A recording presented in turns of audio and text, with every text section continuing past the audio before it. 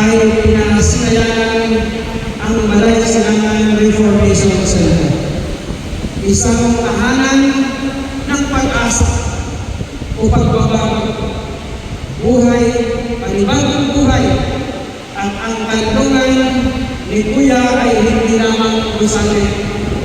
Ito ay simbolo ng malasakit ng ating lokal na pamahalaan at pagbabagong buhay at pagkakaisa ng pamahalaan at komunidad upang bigyan ng ikalawang pagkakataon ang mga nahumaling sa maligang na sa illegal na droga.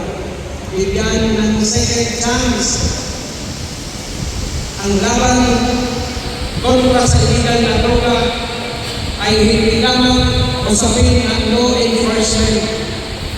Hindi sapat ang paghuli o pag-aristo ang pagkulong.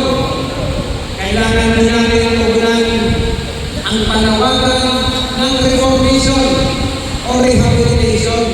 Ito po yung Balay Silangan Reformation Center upang